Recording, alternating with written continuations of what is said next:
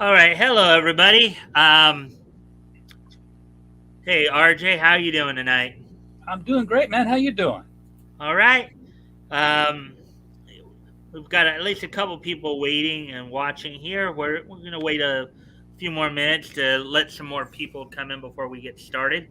So as you guys know, this week I've asked RJ from Critical Blast to join me. BatGoat is taking the week off to go celebrate a coworker's retirement. Um, I don't know. We have three people in here now, so feel free to ask anything tonight. Of course, we're going to be continuing. We're going to be finishing up June of 1938. We're going to be reading through some stories from Feature Bunnies Volume One, Number 10, including the features we're going to be looking at include the clock, George Bernard's The Clock, as well as his Cliff Chance at Cliffside. Try saying that one three times fast. And Will Eisner's Archie O'Toole, and then time permitting, we might even hit some of the.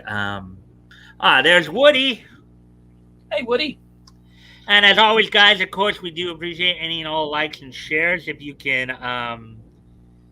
guys can go ahead and do that, see if we can get some more friendly people in here, that'd be appreciated. Hi, Mike. Hi, RJ. I enjoyed those blue line artists tonight. Thank RJ, you. I think that was directed at you because you were doing the that earlier. You wanted to comment on that? Yeah, we had Mike Barron and I can't remember his first name. It's Mr. Slemons and Chris Brawley, their publisher, on tonight. They're promoting Thin Blue Line. They just launched it today. Hmm. Yeah. Oh, and I don't know if I told you this, RJ, but I did cover one of your more recent stories this past week. Oh well, thank Your, you. your, your DVD review of Injustice. I Boy, that covered. was brutal. Yeah. Oh, watching it was brutal. Yeah, that thing is bloody and brutal and just savage. Hmm. And it's also, almost entirely unlike the comic book series. Hmm. Well, the comic book series was 5 years, and they tried to tell it in an hour. Uh, yeah, that can really accelerate things sometimes. Yeah. So let's see. We're at the 3 minute mark. So RJ, I usually will give Batgoat a few minutes to say anything. If he wants to promote anything. Normally we have something we call the lulls trophy, where people will get points for one liners and all that. Obviously, with him not here tonight, that's kind of being. But it was there. If you want to if you want to like promote anything or talk about anything right now, you have the floor. Well, we're just, I'm shipping out comics for different people through Critical Blast Logistics, and right now I just hauled a bunch of boxes into my office that UPS just dropped off while I was on the stream with Mike Barron. And I seriously feel like I should be going, for the love of God, Montresor, because I'm like in the cask of Amontillado here, being bricked into the wall. Um, and then I also got, I lost I didn't lose my copy of this. It's packed away somewhere. But I want to be showing this on streams. This is The Devil You Know. This is the anthology that we did last year. 20 short stories of people's encounters with the devil from Critical Blast Publishing. Yeah, if I can put Critical Blast on it and just add a word, I'm going to have so many companies. But right now we are reading for the next anthology. We're reading through the end of March for The Devil You Know Better. So if you are a horror writer or science fiction writer or just a writer, and you have a good story of somebody meeting the devil and what comes from that, hit our webpage, read the requirement specs, and send us off your manuscript.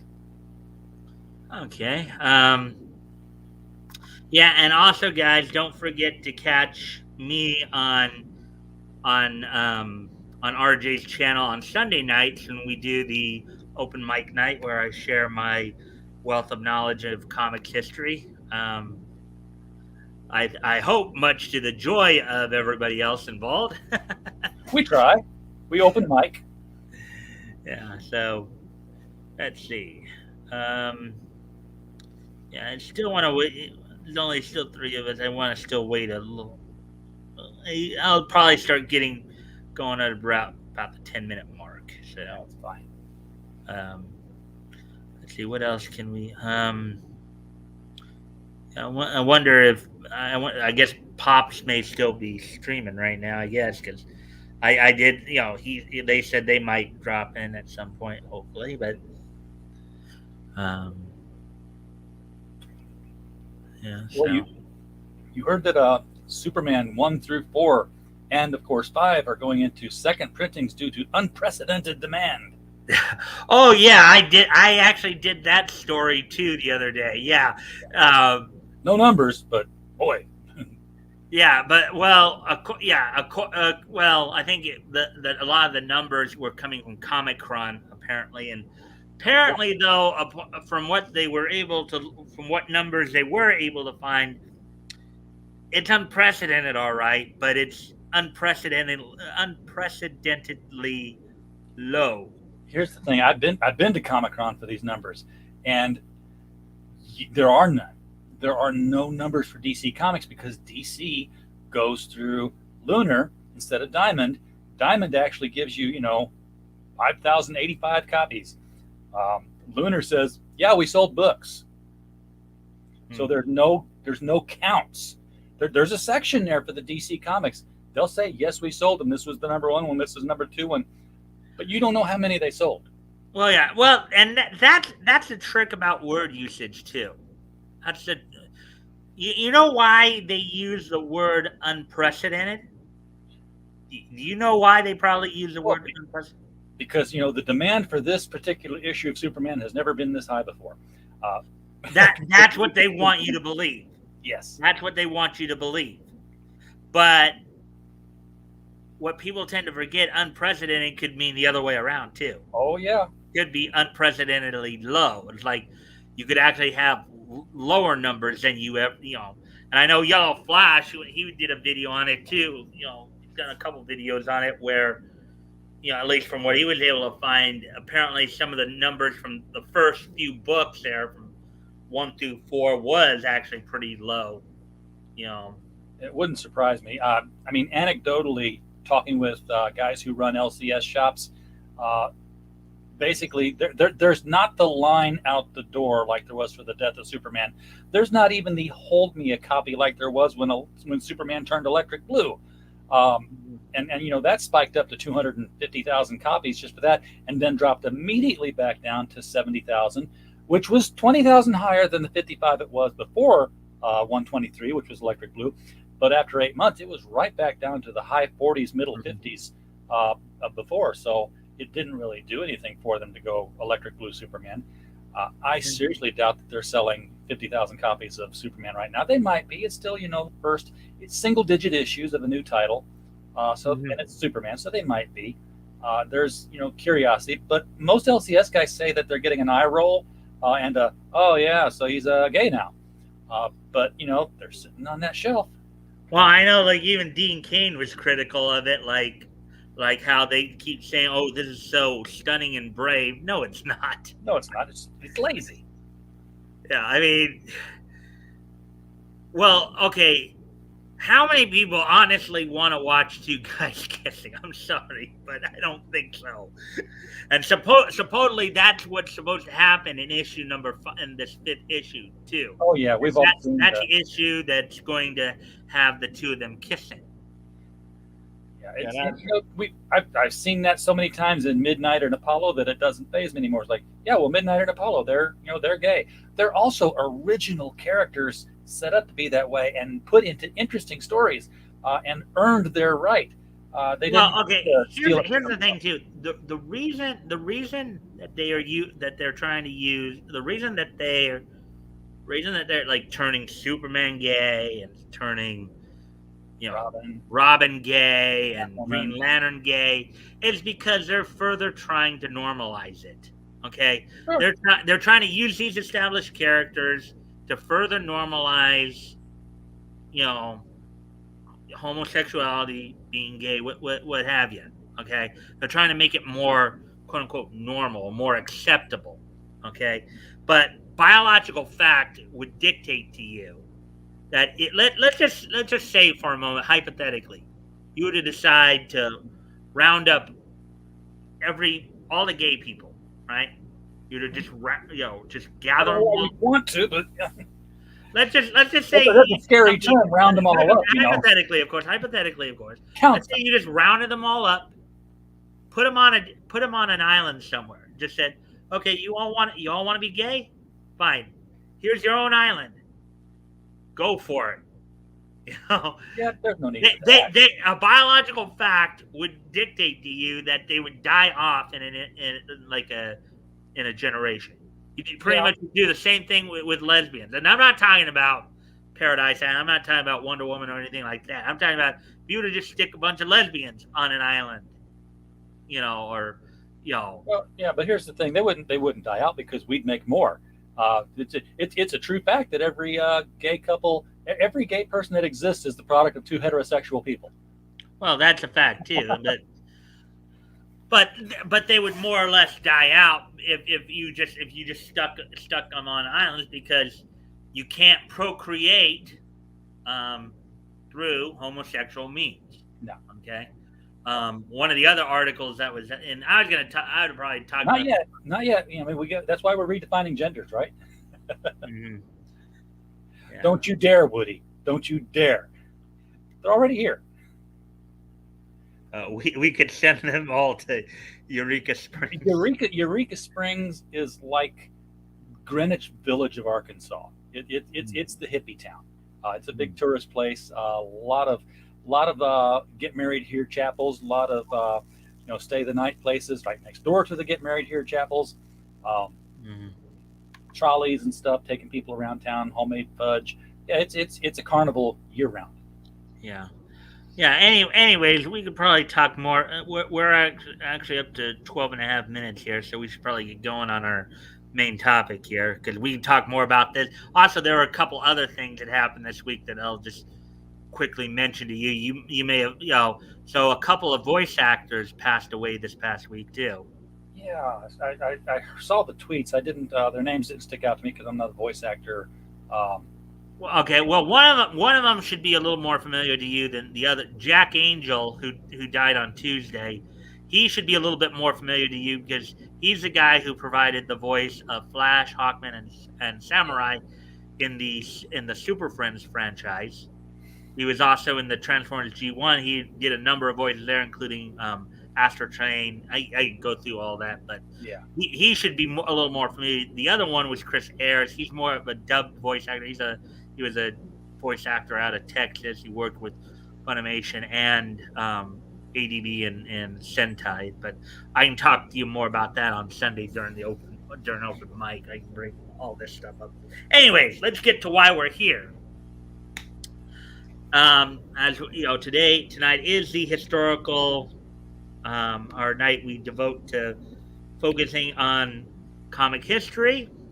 Um, as we get ready to take a look back to June of 1938, looking at quality comics here. Um, there we go with that, and you have the page set up on your side of it too, right? Right. yes, I do.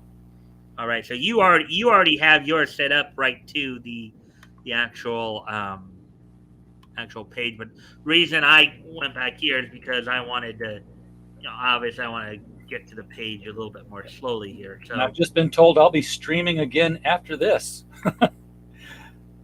George Peter Gatzis is going to be showing the original Captain America serial on his channel in an hour. Well, you do realize that, and I usually go 2 hours, right? We're here till we're done. Yeah. So yeah. So well, yeah. I'm gonna just shrink this down for a moment until we actually get to the actual. I'm gonna shrink it down back to what I call normal size of the 125. Uncle Phil, I told ya, watch your pipe. He accidentally put his pipe in the fireworks. This is from Mickey Finn. So on this issue of the historical, we got Feature Funnies number 10 cents, cover date July, starring Mickey Finn. Also starring Toddy, Lena Pry, The Bungles, Flossie, and Big Top, and featuring Joe Palooka. You know what a palooka is, RJ? It's a big lug. Yeah, big lug, kind of or another way of saying a guy or what have you. Well, Joe was a boxer. Yeah, Joe. Well, yeah, No, his I'm thinking Bazooka Joe. Maybe I don't know. yeah.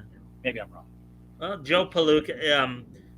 Let's see, Jane Arden. Also, Gallant Knight, Lollapalooza, Ned Brandt, Dixie Dugan, and the Clock.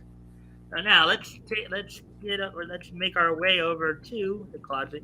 Here's the. I know BatGoat always loves talking about what's on these ad pages here. Got like the planes and some of the stuff that you got as a kid back then. Camera, look at that. Throw your voice. Oh, that's Uh-huh. good. Oh, we've got the hypnotize your girlfriend uh, advertisement in there. I think. Nope. That's the dance one. I'm looking at the bigger one here now. So Yeah. And then here's of course, and I'll just kind of breeze through the. We'll probably, I wasn't sure if I was going to do the Joe Palooka one later, just simply because Clip Chance is a kind of a sports one as well. So trying to keep the variety up. Well, that's. Oh, here's Jane Arden, and then on the bottom here, of course, Lena Pry. A couple of these actually share Jane Arden and Lena Pry, and then later Toddy and Flossie. So here's Gallant Knight right here. And I think Gallant Knight came over from them from Wags. There's Lollapalooza, Rube Goldberg, Archie O'Toole, which we'll be reading a little bit later. Big Top by Ed Whelan. They're still talking. The Bungle Family. Strange as it seems. Here we go. Here's our starting point. What is George here already, or is he even, or was that just a? oh, that was a DM to me. Oh, that was a D. Sending me the link to the stream. Okay. Oh, hey, Pops. Pops is here. Yeah. Hey, how you doing, man? Thank you for dropping in. If you can like and share and see if we can get some more friendly people in here. We're going to be taking a look back at this day, or I'm sorry, not this. That's later. That's at the very end of the show. This day in each history. Right now, we're going to be looking at, going to be reading the story of the Clock here. So, so RJ, I did kind of go. So, you know which one you want? Well, I was going to try to be the Clock. Did you want to be one of the other characters, or did you just want me to read all? Whatever you want to do, man. I can be the narrator of the text boxes.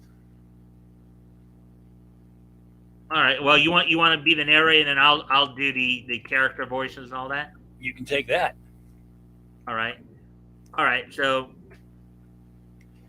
all right, RJ. So you'll be the narrator, and I'll let you do I'll have you do the narration here, and then I'll do the characters. All right. We need some old time radio music going here. The clock strikes.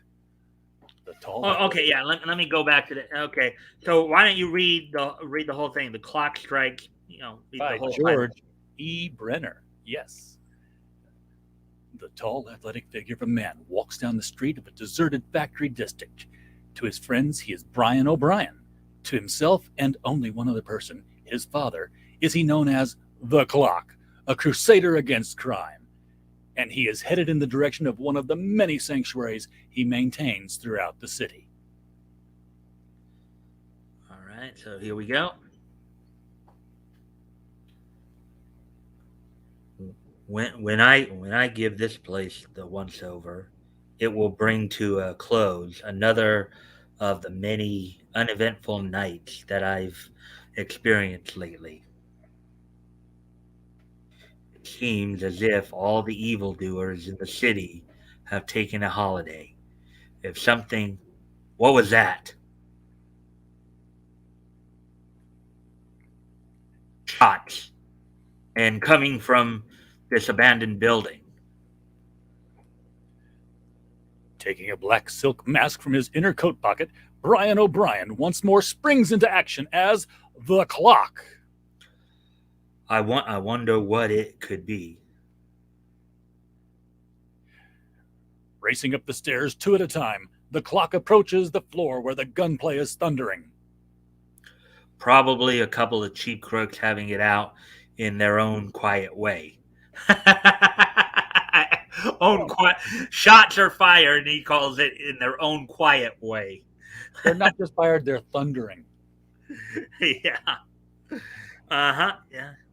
Coming to the scene of the battle, the Clock sees Tad Carney, ace undercover man, blazing away at an open door. Tad Carney. Tad the clock talking. Now we're gonna move to the next page.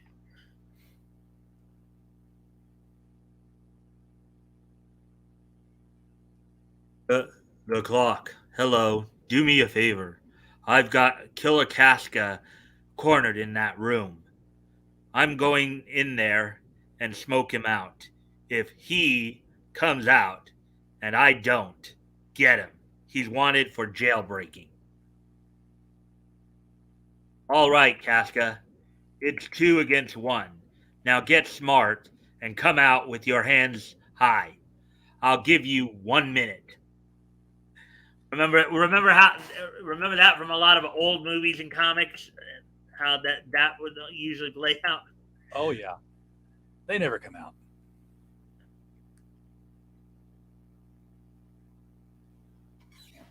Time's up, killer. Do we do this the clean way? Come and get me, gumshoe. Okay, here I come. Bang! In the blackness of the room, Killer Casca tries to bargain with the detective.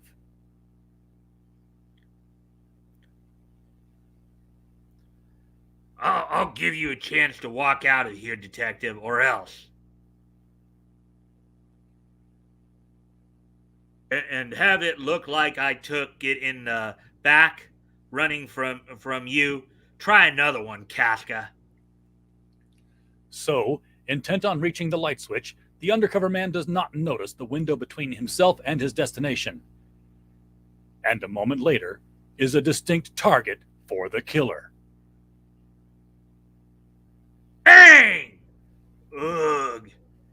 He got me.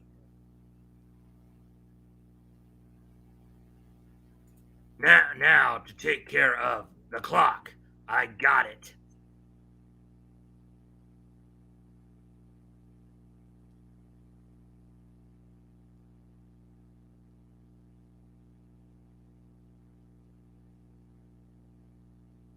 Hey, you out there.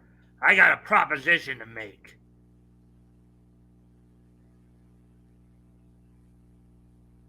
Go out of this building and stand across the street so I can see you from this window.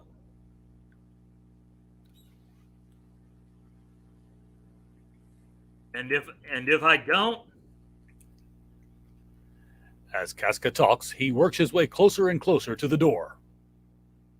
well, this flatfoot in here is only wounded. And if you don't, I'll finish him off for keeps.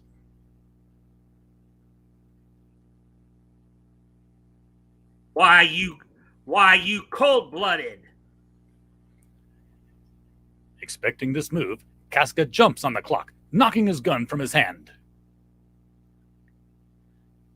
Sucker! The fugitive grabs the clock by the throat and forces him to the wall. And to think I ever worried about a pushover like you. Now I'm gonna take that mask off and then... Don't do it, Casca. Better men than you have tried and failed. Don't make me laugh. Take it off.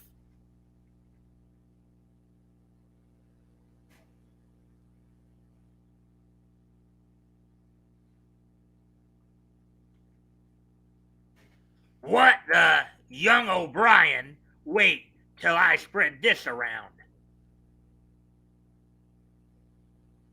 What'll the papers find out that the mystery crime buster turns out to be a society dude? Now, just a little heads up here. This happens to the clock quite a bit. This kind of stuff, where he gets unmasked or he gets knocked out. The old pistol butt bit.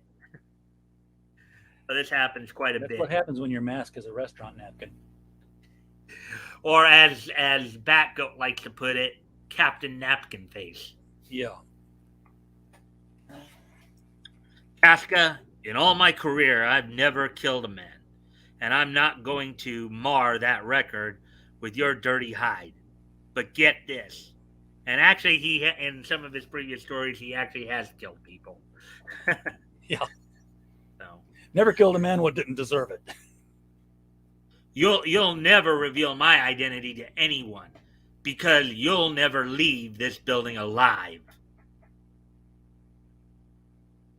Ha ha ha!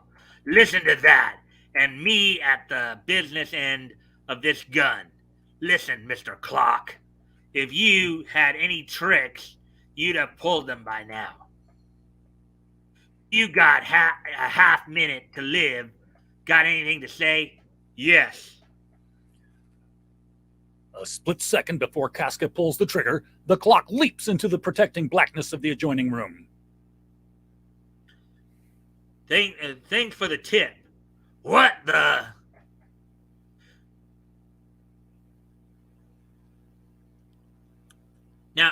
Now you come and get me, killer.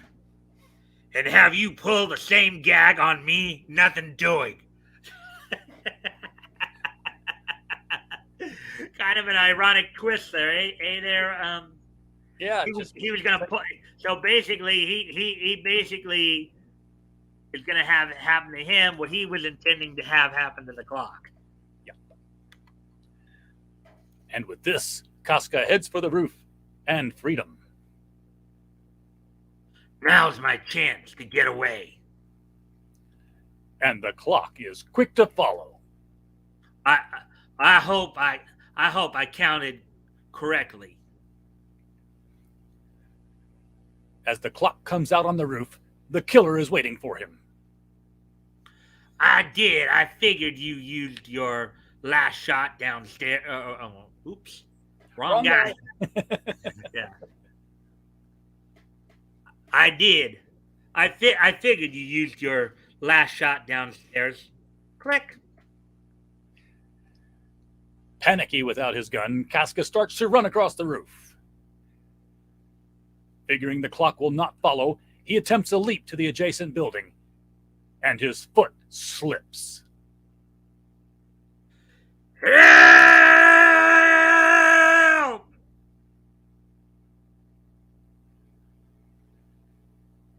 Well, Mr. Casca, the secret of my identity will be interred with your bones. Now to call Captain Kane. Hello, Captain. The clock talking. I happened to stumble upon Tad Carney and Killer Casca. Having it out in an old loft building. No, Tad's only wounded. Not seriously. The killer fell jumping from one building to another. Yes, and I told him he'd never leave the place alive after he tore my mask off. I never had any idea of what would happen. Well, so long until the next time, Captain. Yeah, right. If he hadn't done that, he might. What do you think, RJ? Had Killer Casca not tried to jump from building to building and died that way, what do you think the likelihood that maybe the clock would have taken his life into his own hands there? I don't know. I thought the clock probably would say, Casca, I need you to listen to something here. Anybody who ever takes my masks off dies. So I'm a good luck charm. I'm a bad luck charm. There's a writer writing this. He will kill you if you pull my mask off. Oh, and look who else just joined us. Hey, Dory. Hey, Dory. we're doing Radio Mystery Theater. Oh, by the way, another thrilling episode of The Clock in the August issue on sale July 1st, There we go. Yeah. 1938. And of course, I thank everybody for the likes and shares. I hope you guys are enjoying this. Yeah, of course, YouTube's a little screwy when it comes to viewership because they're saying only 2 people are watching. But I have a feeling more are watching. Hoping everybody's still here. All right. So, anyways, so that was that story. So I'm gonna shrink this down a little bit, and we'll look, so everybody can. So that's the tech story, which they did include. There's Ned Brandt. Off to the sea. Another Wags import. Screenshots. We might look at that a little later.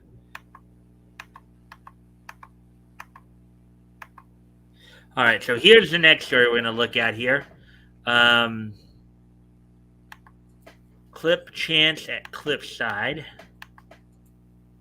That's on page 55, RJ. All right, I am there. By Scott Sheridan. Well, yeah, that's how he signed it, but in reality, that's George Brenner. Oh, okay. Let me just take a quick. I gotta shrink back down so I can take a peek here. See, because I don't know if there's any narration here this time. So doesn't look like it. Oh, a tiny bit. Oh, there's a few. So you still want to just do the narration, or did you want to do? Yeah, I'll stick with that. All right. All right. So we'll probably go back then to the first page of it. And this one's 4 pages. The clock was 5, and then this one will be 4, and then we'll. No, that. Oh, actually, we did want to make it bigger. I did want to make it bigger so I could see it better. Embiggen. What was that? Embiggen. Embiggens? Yeah. Is that you saying that, or did somebody else say that in the chat? No, that's what I'm saying. That's what Ms. Marvel says whenever she makes her hand go big. She said, "I embiggen it." Is that this new one that Brie Larson is playing, or is that? No, that's Captain Marvel. I'm talking about Ms. Marvel, the young girl who stretches her body. Oh yeah. At one time, though, Carol Danvers was Miss Marvel a long time. Oh yeah. Okay, so clip chance at Cliffside. Now, a little as I looked into this a little bit too, this particular feature. So and there are a number of these type of features too. Kind of these multi-sport athlete types. Pep Chance, another one. Kind of like some of these guys are kind of like Jim Thorpe, kind of, where they kind of excel at just about any form of sport. So just to give you guys kind of a heads up there on that. So well, okay, you want to read this because this is more of a narrator thing. Clip chance at Cliffside by Scott Sheridan. Alrighty then. Coming at you, Slim. And send it back with a little pepper on it this time. Outside again. That's enough for me, Clip. I quit. The guy in blue there is Clip, and then Slim is the guy in red. So, Clip, you'll have to get someone else to practice with you. This game would wear me down to nothing in no time. Nonsense, Slim. A little more practice, and you'd be good enough to make our Cliffside team. Not I. Why I'm wondering how you'll ever have the energy to get out and play against Dale College tomorrow after that workout. Hey, that reminds me. I'm supposed to meet the Dale team and show them to their rooms when they arrive. In fact, they should be here now. Let's go. First, we'll drop our stuff at the clubhouse. So this is like college age guys, basically. Looks like.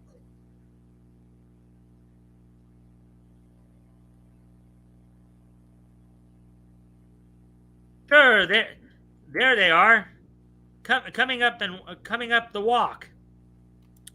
Isn't that Alvin Shrubs, the star and captain of the team, leading them? Hello, gang. Shake, Al. Glad to have you with us.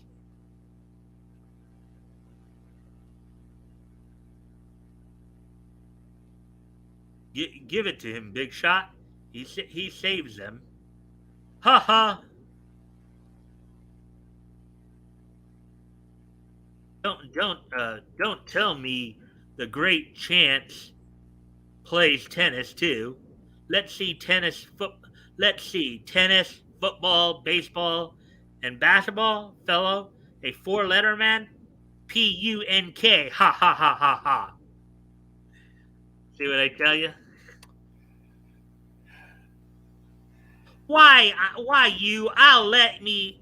Why you? I'll let me at him, Clip. Easy, Slim. He's not worth the trouble. Follow me, fellows, and I'll show you to your rooms. How do you like this so far, um, RJ? Sorry. I know they're supposed to be college guys, but they look like old men. They look like our dads getting ready to go to the office. Oh, you talking about the guy in the green plaid right there? Or... Yeah, they got a jacket and tie, and they got their hair cut conservatively short. And... Yeah. Well, college guys back then, I think some of them did look like that. Remember everything back there in the 30s. What when it came to like the higher institutions and stuff like that, was a lot more formal. You know what I mean? That was just a sign of those times. Yeah. And as for you, Shrubs, it'll be my turn to humiliate you by blasting you off the court tomorrow. Come on, Slim.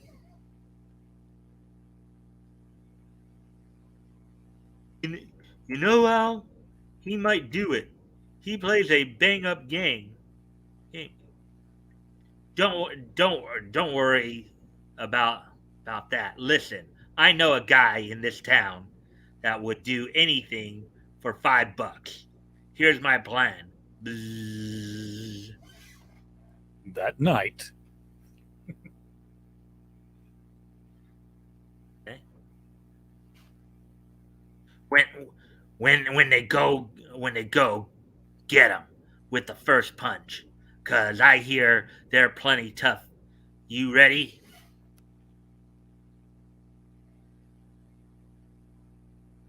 What the? Oof!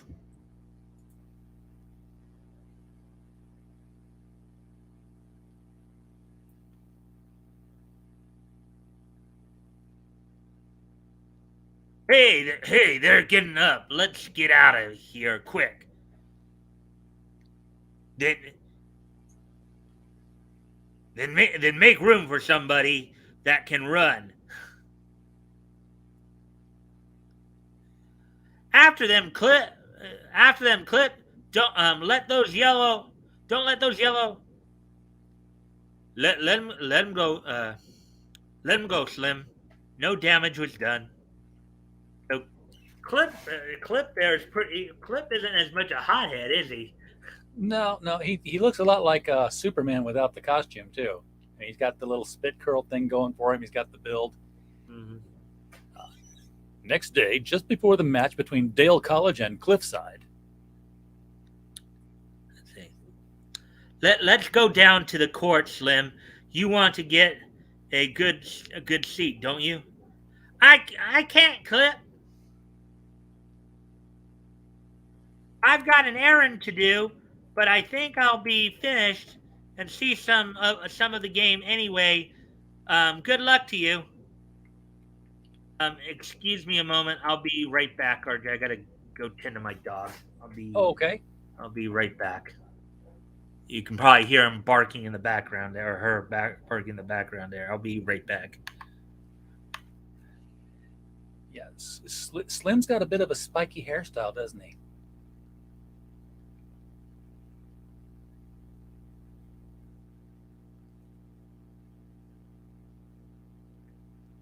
He also didn't bother changing his sweater. Uh, I suppose when Clip took his sweater off to play tennis in his t-shirt.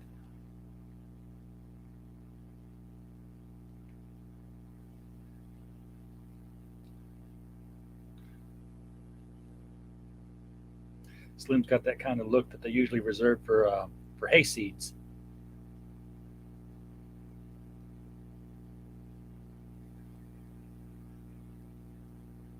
Oh, good. My Teen Titans poster is on the way.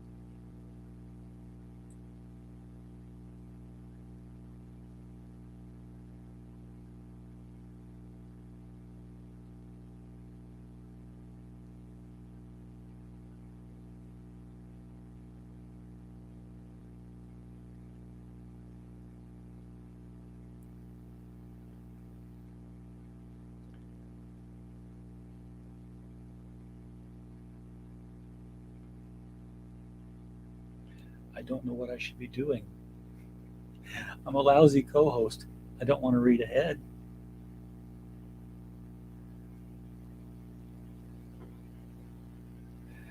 Yeah, he had those cornrows. He had those. Oh, who am I thinking of? Harry Osborn. He had those Harry Osborn cornrows. I always thought Harry Osborn had the weirdest hair in the world.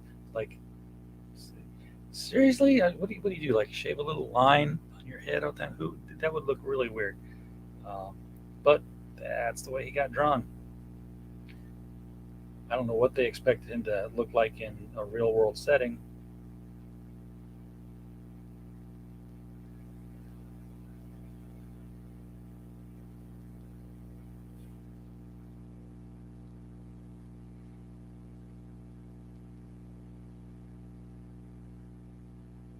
Dog had a long way to go. All right, I'm back. We're back. I guess there were some things being said here. Let's see.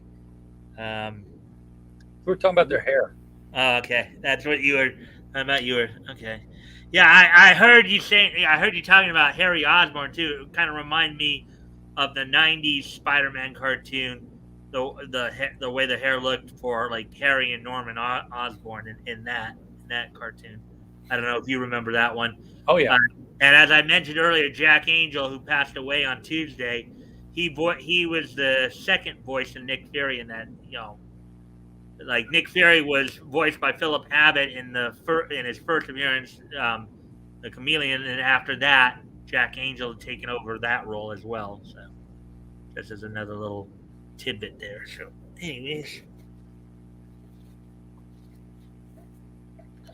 okay. So, anyways, back to okay. So you want to start with the narration there? yep. Slim's errand finished, he races to the courts. Gosh, it took me longer than I expected. I hope I don't miss all of the game. Hello, Matt. How do we stand? It's pretty near over, Slim.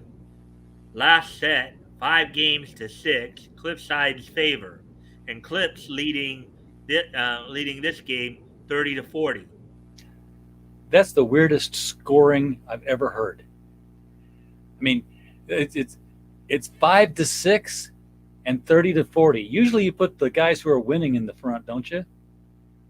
Um, we probably do nowadays. I think that might have been a bit more of a common practice um, back then. I don't know, but Yeah, you usually, as far as I always knew though, usually would put the winner score first. But I've seen some occasions where like the lower score was put first, you know. But anyways, shake it up, and you may see the play that means the game. Slim enters in time to see Shrubs of Dale College put all his strength behind the ball and send over a wicked serve.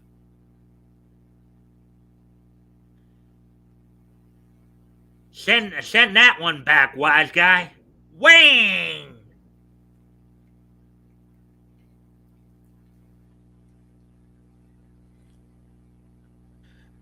And of course, as we saw earlier in the story here, that's something you'd see sometimes too with the, when they would try. Sometimes some guys would try to do underhanded things like jump a guy before something like that. So, Oh, yeah. anyways, go for it. Oh, now it's all sports narration. And Clip returns it to his opponent's forehand. The Dale player sends back a hard court drive to the sideline. Clip races across the court like a demon and throws himself forward and smashes the ball. It hits the corner of the court without going over the net to win the point and match. Clip goes over to shake hands with his opponent, Al Shrubs. Good game, Al, and I sure had to step to take it.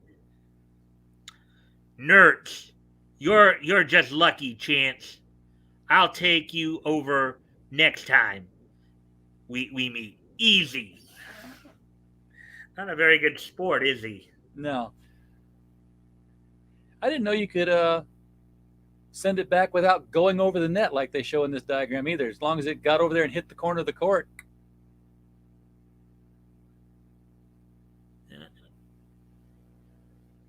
Yeah, I think so. Yeah, as long as it hits in the court before it goes out, Yeah, so And, so and technically, when it goes out, it has to hit the ground when it goes because he's over. Um, Actually, if anything though, he shouldn't have chased the ball. He should have let it go. right, I can see that, but then I again, clip chance here is kind of a kind of a Jim Thorpe esque type athlete. Kind of as you notice, he kind of is a 4 letter man just about anything and everything they have there. Yeah. So it makes it for a more dramatic situation, right? You want to show off this guy's athleticism, so you have him do that. Well, if that's the way you feel about it, Shrubs, I'll be truthful with you. You're a lot like your name at this game. Green. Hi, Clip. Nice game, what I saw of it. Say.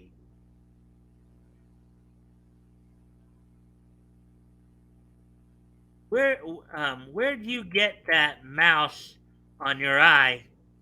Uh-oh. I get it. That's why you only saw half the game. You're only able to see out of one eye. Wrong the first time, pal.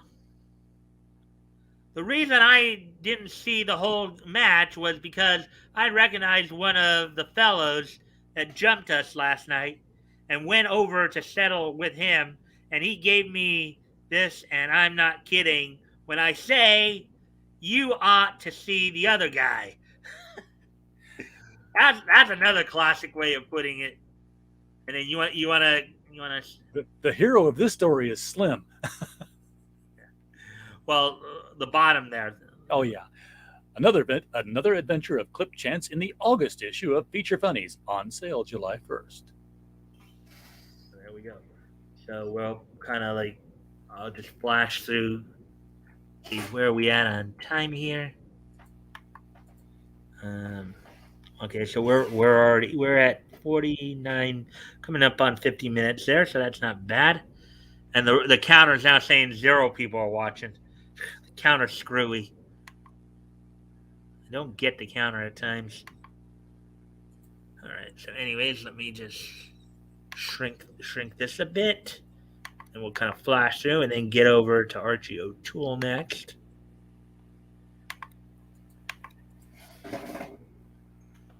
One.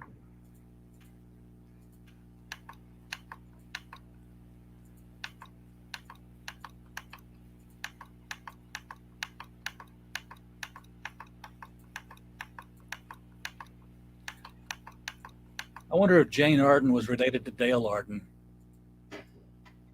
I don't know. I don't think so, because wasn't Flash Gordon kind of set more in the future? No, Flash Gordon was not set in the future. It was set in the Buck Rogers was in the future. Flash Gordon was supposed to be present day. Oh, and he just got abducted by what they thought of aliens back then. The doctor, I can't remember the doctor's name now. He built a rocket ship because that was the thing. Everybody was building rocket ships back then in the comics, and they ended up going to Planet Mungo. Well, this is a 2-pager, but there's only a couple of narration things. You still want to just do narration, or did you want to try to do one of the characters here? I'm easy either way. Who'd be a good character? I'll take the old man with the beard. Okay. All right. So, and then you can do the narration as well. All right.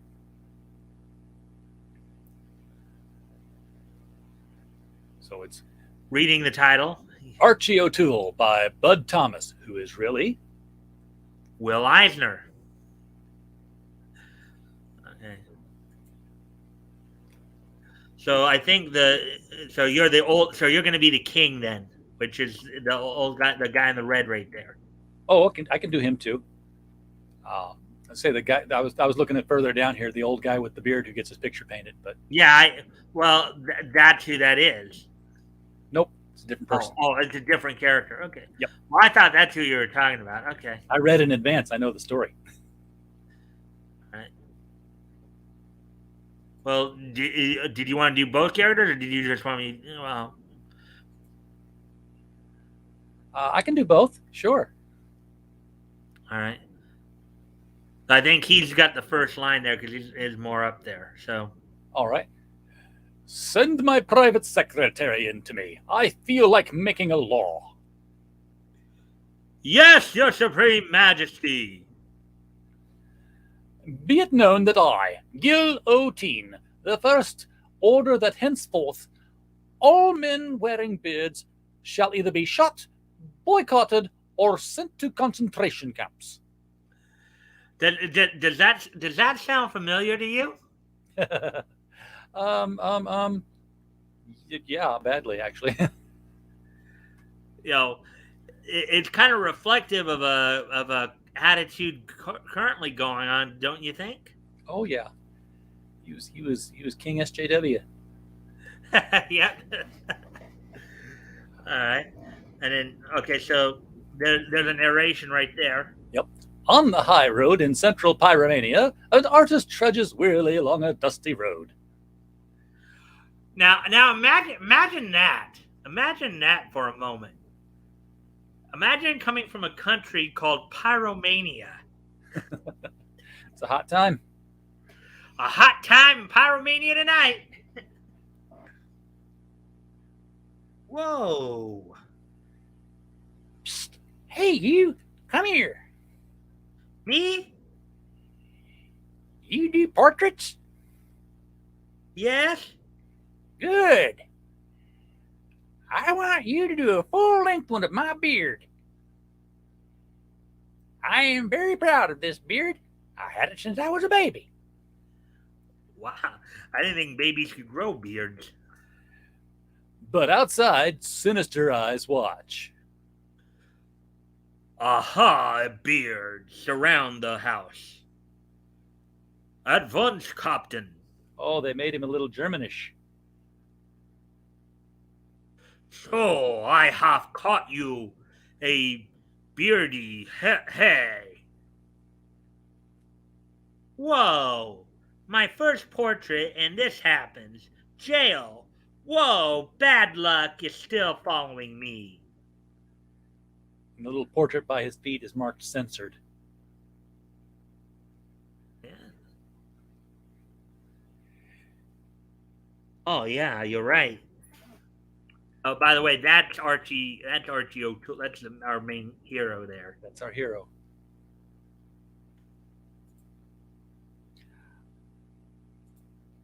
So, in Guillotine's office, Sneesheim, come here. I have a thought. Mm-hmm. Get that artist. I'll have my portrait done. Yeah, yes, sir, boss. Dictator Guillotine wishes to see you. Me? Listen, my friend. If you do a nice portrait of me, I'll set you free. If you refuse, I'll. Have I got a choice? Hurry up. I must attend to my beard purge. 2 hours later. May I look now? No. 5 hours later. May I look at it now? Yes. I'm afraid it doesn't look much like me.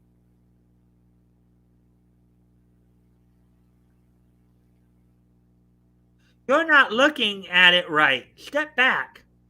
Oh. Is this far enough?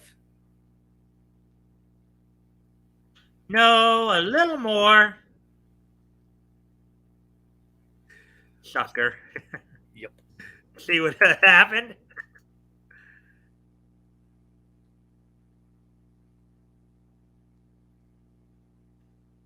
You deserve to be our leader. You mortified guillotine. Yes, and when a dictator is embarrassed in our country, he's deposed. You're the new ruler now. Next month, a new adventure. Another adventure of Archie O'Toole in the August issue, on sale July 1st. Hooray for the new ruler! Forgot that part. But... All right, so that's. Let's see. We'll just hit back to the first page there. Let's see where we're at on time here. So we're just under the hour mark. So we got through the 3 main stories we're doing. So how did you like all that thus far there? I love old comic books. I'm just still hoping that Pops and Dory were and everybody was really sitting back and watching with us. You know, I mean, you got 67 pages out of this thing. Of course, it's including cover for a dime. Back in June of 1938. Yes. Yeah. I mean that was pretty cool though. I mean, all right. So now we went back here. I'm going to cosplay as the clock this Halloween. Oh, you like him that much? I think I can pull that costume off. Yeah, just have a nice blue business suit and a napkin to cover your face. Just tape it to my temples. That'll hold it on. Didn't really show what's holding it on. I mean, it's just a piece of cloth, and he like sticks it to his face, and it stays. Static electricity or something. I'll read these. So quickies here. Off the record here. These are like little one-liners, I think. Oh yeah. Actually, what we can probably do with these, we can probably alternate these. Where Just you tell can me what page we're on. His wife always has to kiss him where he gets hurt. Oh, could you imagine if he got hurt on his butt? Yep. All right, your turn. I don't know what page we're on, but I can read it here. Oh, I'm doing a little commercial on the side. Page 7. All right. And then there's a stop at the Ajax Hotel. And then if you want to read that saying again. I'm doing a little commercial on the side. Let's see now.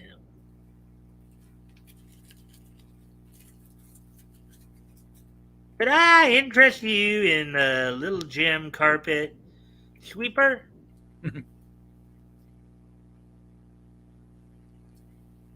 Your turn. I tell ya, this safe was planted on me.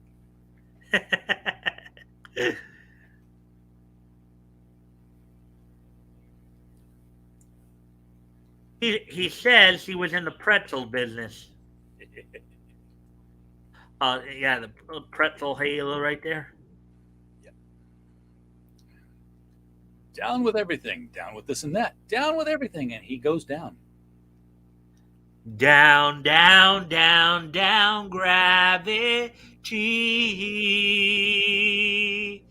Going down, down, down. You remember that one, RJ? Was that a Schoolhouse Rock science one? Yep, Science Rock. I thought so. Yep. Actually, I think the only song of the whole series that actually was done by an actual, pop rock band of the time. I think it was the Tokens who did that song. Oh,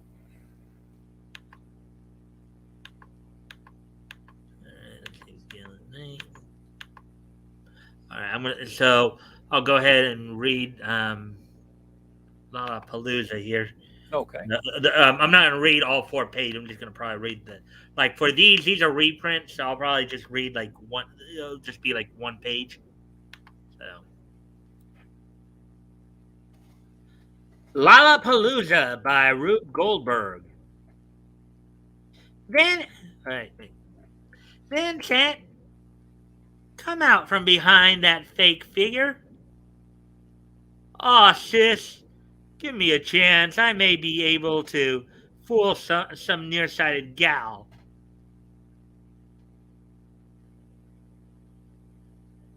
I guess they were brother and sister. I thought they were husband and wife, but I guess they're. Oh no, he's her brother. Huh. Oh, you remember this feature from back then? I read it from back then. How old do you think I am? Well, yeah, I know you probably read it, but obviously you're not that old, but you probably read. I read this page. By the way, you do know who the creator on this strip is, right? Rube Goldberg. Yeah. Okay. Rube Gold. I'm guessing you're getting at he's probably another famous creator of the time period. Well, he was Rube Goldberg. If you've ever heard of a Rube Goldberg device, the board game Mousetrap. Yeah, I've heard of that. Okay, well, if you've ever seen devices that do that, like, in a movie where you got the eccentric inventor who, his alarm clock goes off and it pulls a string and it cracks an egg, which starts frying, which sets off the smoke detector. I think I know what you're talking. Is that like a mousetrap kind of thing that you see in a lot of cartoons, particularly Tom and Jerry cartoons? Yeah, they're called Rube Goldberg devices, and one of the strips he used to do was, he would just do these one panel, which was like 1 page cartoons that he would draw up, and it would be one of these inventions, and you followed it all through and saw how it worked, and the gear it all worked. But you had to rely on the chicken getting excited and knocking something over, and it was like dominoes. But yeah, Rube Goldberg devices were named after his cartoons, where he designed those little contraptions. Okay. Well, hey, you taught me something today. Lala, we've chosen you to officiate at our charity bathing beauty contest. Girls, I'll do my best. Babette, it's the smartest event of the season. I'll keep Vincent out of this so he won't queer me. Now, mind you, I know what it meant then. yeah, it had a totally different meaning back then than it does now. Queer back then meant like weird or strange or what have you. Messed me up. I think even in this, though, it has a slightly different meaning even from that, though. Oh yeah, anytime somebody talked about going in to queer the deal, it was to basically commit tortious interference. Okay. Vincent, I'm not going to tell you where I'm going. This is once you're not putting the kibosh on my social ambitions.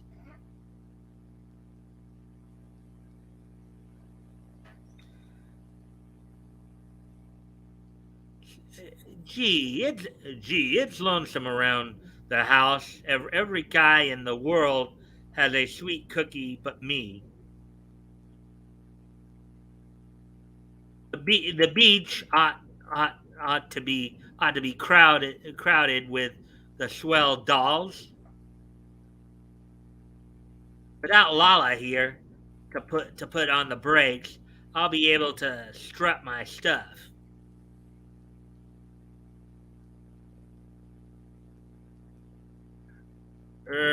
Ain't I met you somewhere before?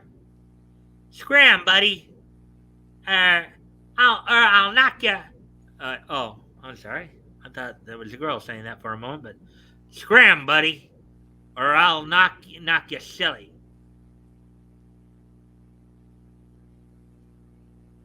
That must be the way to the pool.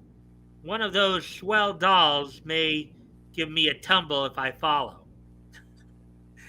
Of course. How do you? I don't know if that was considered quite as.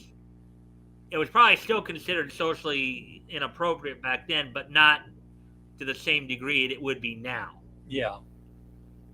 You know, so now if a woman saw a bunch of women saw a guy following them, they'd probably freak out because of the society we live in today, and because of some of the stuff that's happened over the years, and the fact that we know more about stuff like that that's happened over the years. Nice weather we're having, ain't it?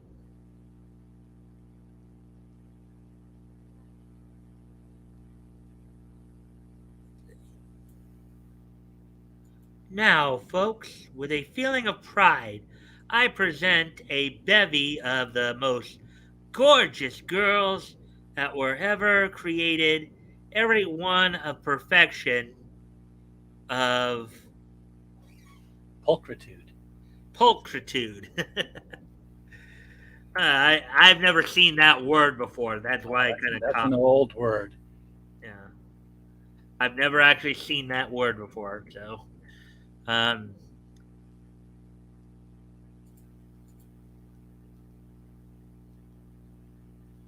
ha ha ha! That brother Lala's again. What a beauty! Ho ho! Oh, ha ha! So she didn't tell him where he was where she was going, and he still found a way to ruin it for her. Yeah, He just stumbled right into it. right. But that's the kind of the nice thing about some of these more slice of life. Um, but anyways, we'll continue on. So I said I'm only reading like the first panel page of some of these just because they're like four like different stories, I believe. You already read Archie O'Toole. Let's see, where are we at on time? Just past the hour mark, so maybe I can try to hit up a few more here. Go back one. Let me see.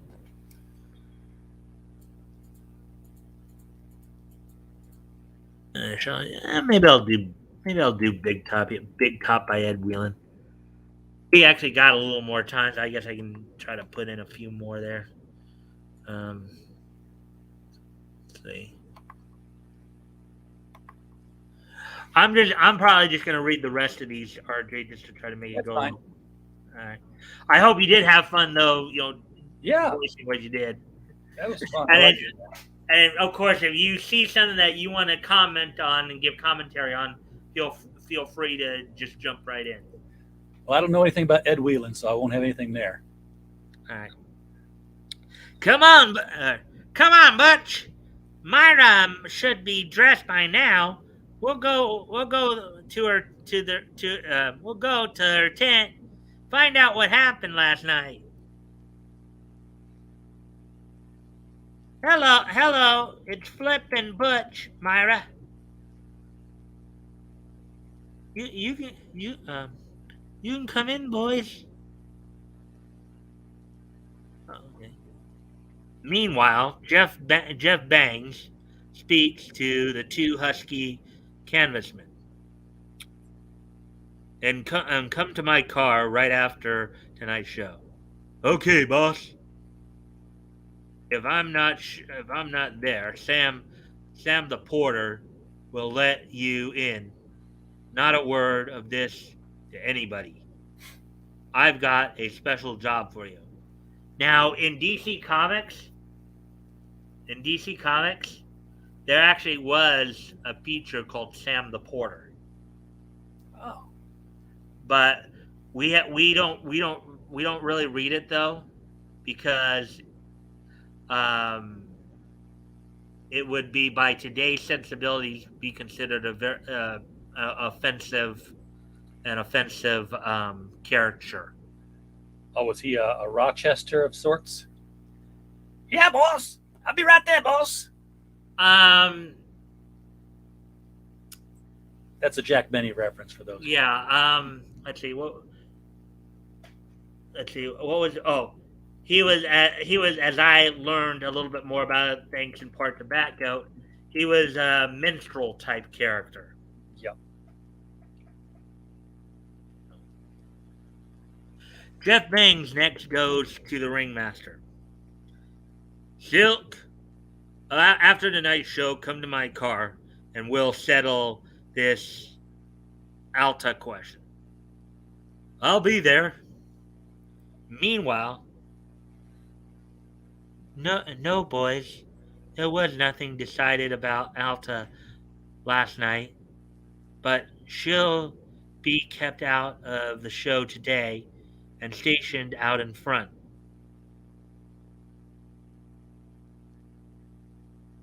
Look, children, see how tame she is? There's nothing to be afraid of.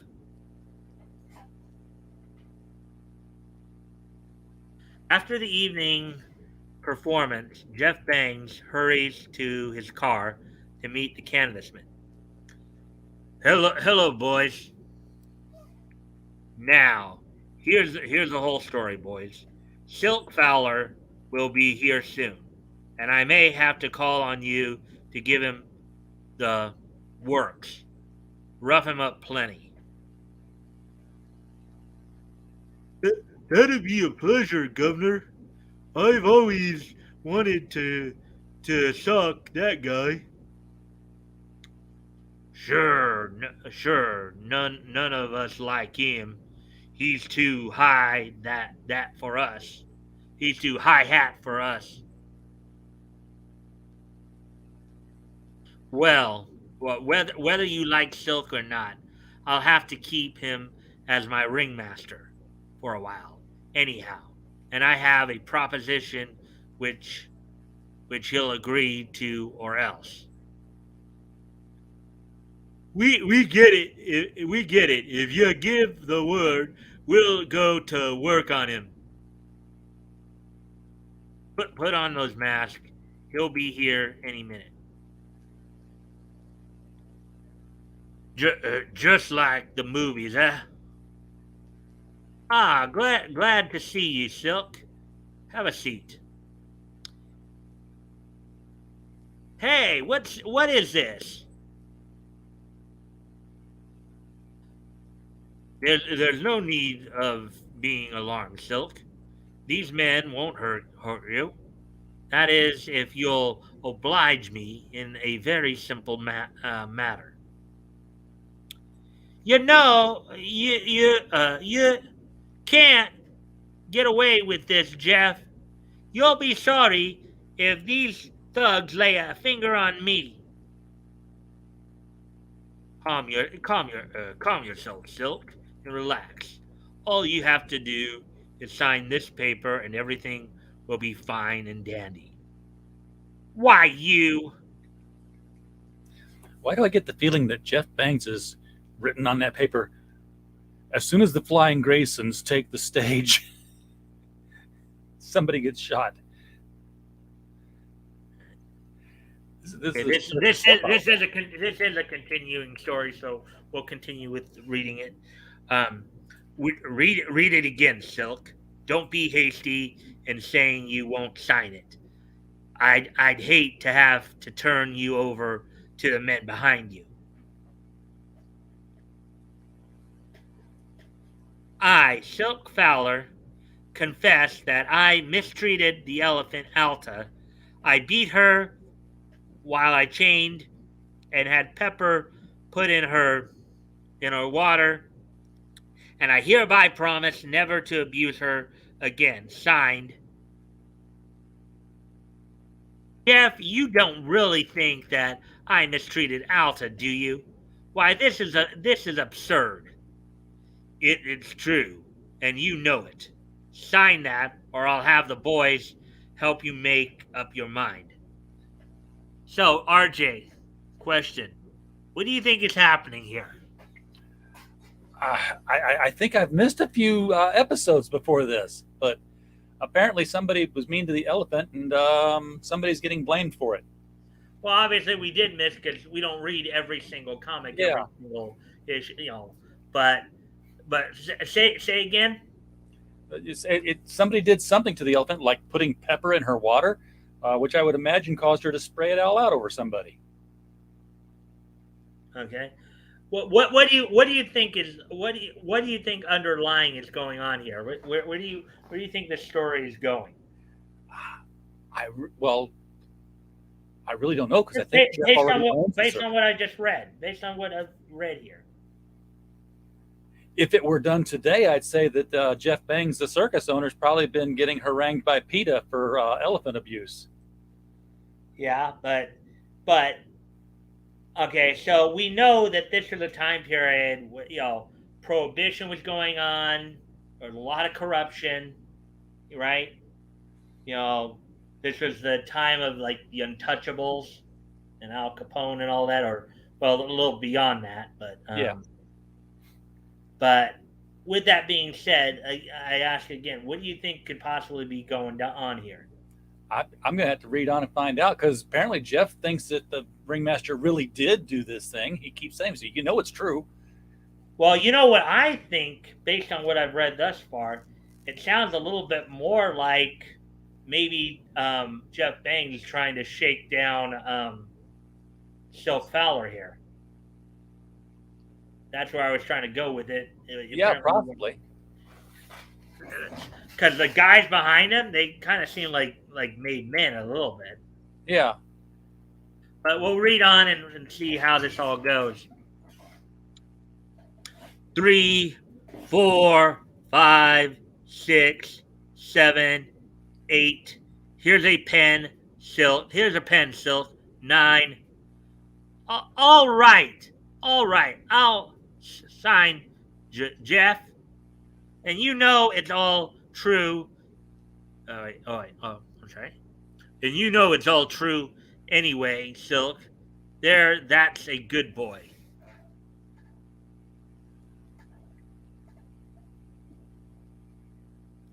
Hope he didn't get wise to us with the mask on Governor. He might run us off the lot. Don't worry, boys. He was too scared to know his own shadow. Take this for helping me. What do you think now, RJ? I think that Silk Fowler really was the bad guy. Well, if that was the case, first off, why if Silk Fowler was the bad guy, why first off would he need to be intimidated into signing a confession if he really believed he didn't? Well, let's read on. Let's read on. All right. Meanwhile, in Silk Fowler's stateroom, with that signed paper, the old man could queer me with any circus. Wonder how he found out. Okay, so maybe he. Okay, I thought it was the other way around, but He really did do it, and they forced a confession out of him. I'll outsmart him. Yet he can't pull that stuff on me and get away with it. I'll just pretend I've changed. Then I'll wait for a good chance to get even, and I will. All right. So I guess I was wrong then. I thought it was the other way around. The next day, Silk meets Myra at breakfast. Good morning, Myra. You're early, huh? I have good news for you. Jeff and I have decided to keep Alta with the show. I'll stay away from her till she gets over her hatred for me. Oh, I'm so happy. That was splendid of you. Now Alta will be herself again. Sure, and everything will be dandy. Later, you bet everything will be dandy, but not till I get even with the old man. Uh oh.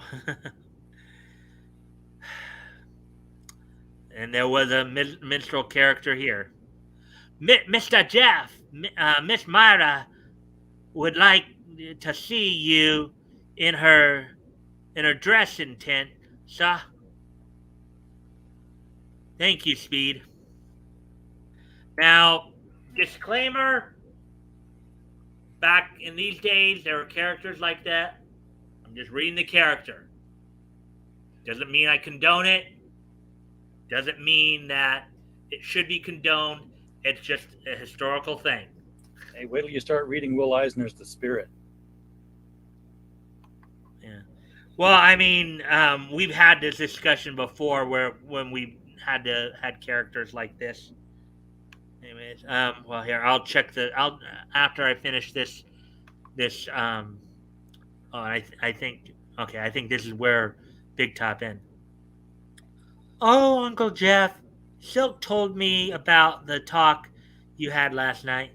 He did? Yes, and that you had decided to keep Alta with the show. There's nothing more to worry about.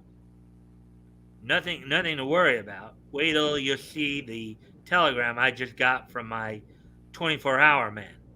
Continued, and I believe it's continued in the next. Yeah, Big Top is continued in the August issue.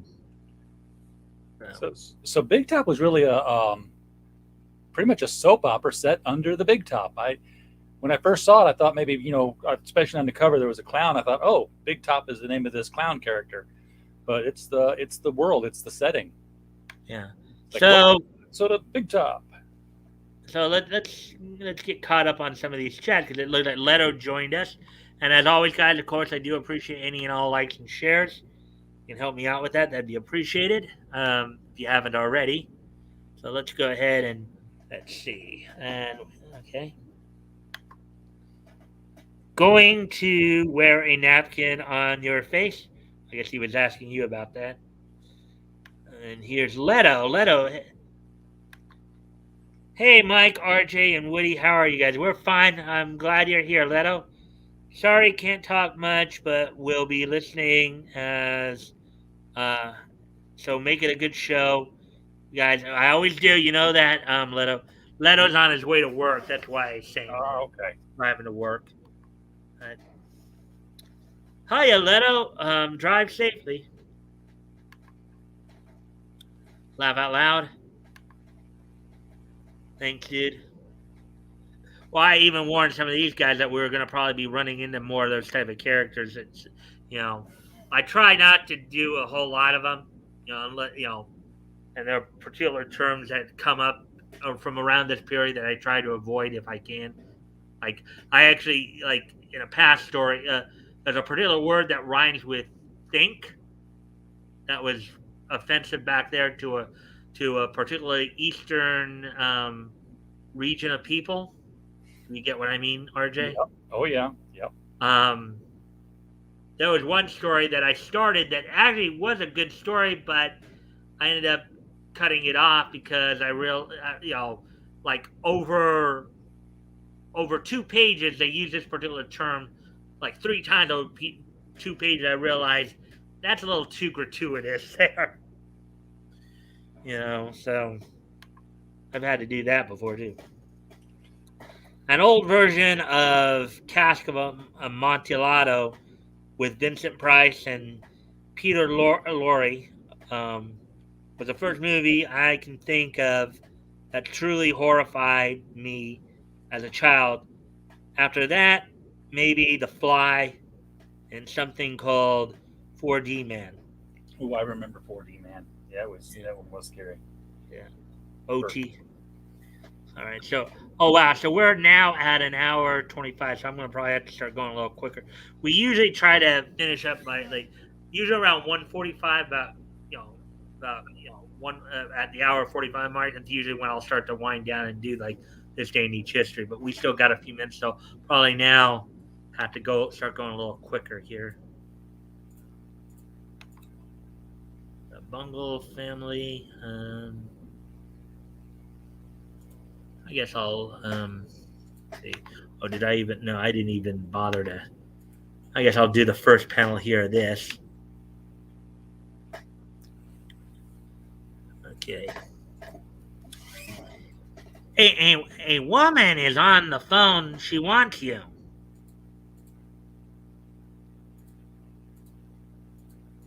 It it's Clara Buzzer. She's trying to find out who talked about her at the club. Just say I'm out.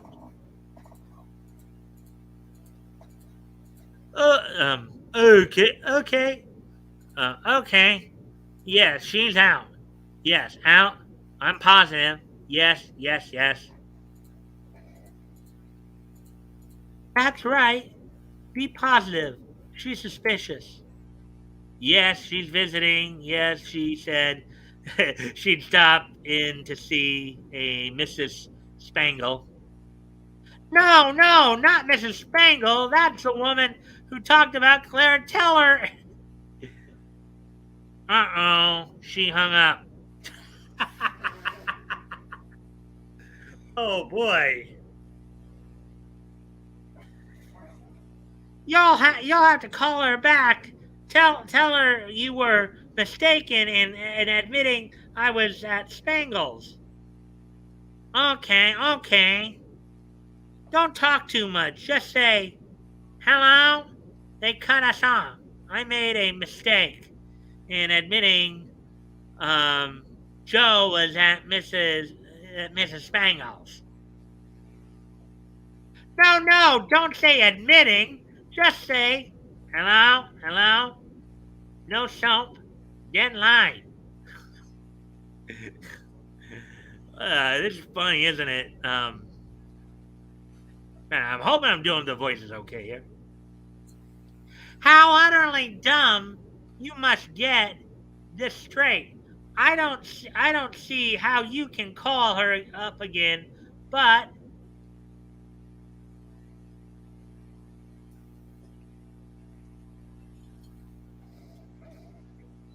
I can call her husband Elmer. Don't worry, I'll fix it. Careful what you say to him too. Hello? Can I speak to Elmer, please? I disguise my I disguise my voice. Um so she wouldn't know. She wouldn't know. You'll tell him who it is. It is so. It is. You'll tell him who it is. So what good does that do? Shush. Hello, Elmer? Yes, George. Yes, I'm okay. Yes, positively. I'm all right, Elmer. Yes, yes. What's he saying? You'd better hang up or. Well, Elmer, I'm sorry, but goodbye. No, not right in the middle of something he's saying. Don't call him back. No, no. Uh, me? How do you mean I'm to blame for? Oh, you know. There's a doorbell.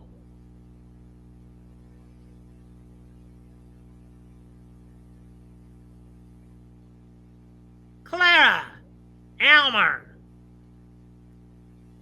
Why, Josie, honey, you home. After talking with you, George, we got worried and decided uh, to hurry over and be sure you were okay. Well, Elmer, how's tricks? After what happened, you had to say to those people, how's tricks? There's the phone again. And I should answer it. Don't make me laugh. I'm not getting involved in your phone drama anymore. That was pretty funny, RJ? That's a pretty funny bit there. The Bungle family. Oh No, yeah, no wonder they're called the Bungle family, right? that was an elaborate gag there from H.J. Tuthill. Yeah. Hello Trouble was the title of the story there.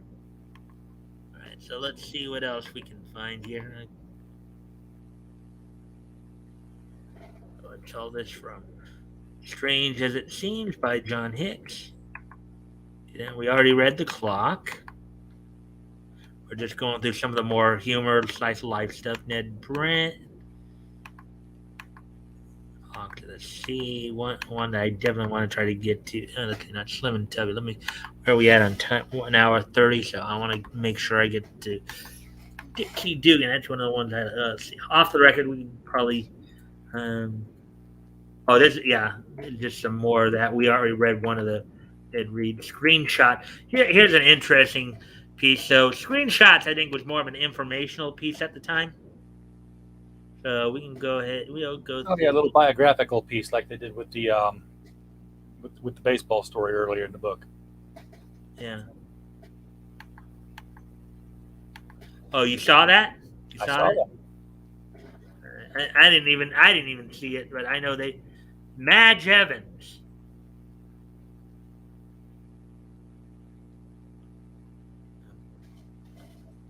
One, Madge Evans. Blue eyes, blonde haired, Metro Goldwyn Mayer featured player. Metro Goldwyn Mayer, most people would know as MGM. You know, the same company that gave us Tom and Jerry. And Barney Bear and Droopy and all that. Featured player was born in New York on the first day of July. At the age of 2, she was already in the public eye. She posed as the tiny girl perched on a huge bar of fairy soap for advertisements. So that was obviously a newspaper advertisement. They didn't have, I don't think they had TV back then, or maybe, yeah, camera. Just a few more minutes, kid, and we're through. Look at that. So. Number 2, she won her first chance to go into films when an executive of the World Films asked her mother if she could play in a picture. Her first full-length picture was "quote unquote" Sudden Riches. Then about 1925. So this is probably during the silent movie era, I guess. Because I don't think talkies came about until the 30s. I think I could be wrong there, but that's just my guess. Then about 1925, she played the lead opposite Dick Bartholomew. After which she returned to the stage. Why Your Child will be a sensation. 3. She's had one experience that she has never forgotten. At the age of 13, she was given the leading role opposite John Barrymore. It was her first mature role. Her favorite play is Hedda Gabler. Her favorite picture, Broken Blossoms. Here's probably that scene. age of 13. So they were giving her mature roles at 13. Oh, so she was a cutie. Yeah. Well, I think like more like dramatic roles is probably what they meant by that. I don't know. I don't I hope so. stage. Yeah, but yeah, but somebody might misread that as something else too. She lives in Hollywood with her mother and brother. She has no hobbies, um, but is found of she's fond of motoring, writing, and reading. Um, when she isn't reading, she indulges in her favorite sport, swimming. And there you see her at the beach, I guess. And then she is a director's dream. She takes direction easily. Madge Evans is definitely a product of today and waves aside all claims to childhood glory. So, and then you see, I'm afraid that wasn't quite good enough, Madge. Okay, I'll try again. So, let me just check something here real quick. See if I Madge. So this is June of '38 that we're talking about. So I'm gonna just check something real quick here. See if we can find out how old she was at that point. They didn't actually say the year she was born, but we can find out just by doing a quick search. Born in 1909. You found it already? July 1st, 1909. Yeah. So when she was 2, that means that she was, 1911.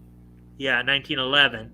And she And would then have been at the point we're talking about, June of 1938, she was like about a month away from her. She was a month away from her. In fact, I think this came out in late June, so she's probably just a few days away from her 29th birthday. But according to this, she died in 1981, so 87. So she was like 70. Well, she was 71 when she passed away. So yeah. um, I'm looking here. So you found it. You found it pretty quick too. Yeah. Now her husband was born in 1939, so he was, she was 30 years older than him. Yeah. But isn't that how it is with some of the starlets from that? I mean, look at Elizabeth Taylor, right? Oh yeah, I sent you the image of her sitting on the cake of soap too, that they were showing in the drawing. Oh yeah. Okay, yeah, I see that. Okay. Oh, that was from the original advertisement, right? Yes. Let me see. All right. I'm gonna. Here. Let's see if I can. Oops. All right. Well, I'll try to share both of that. I'll bring that one back up, and then I'll try to bring up the other one as well. The one that I just opened up as well there. Oh, all right.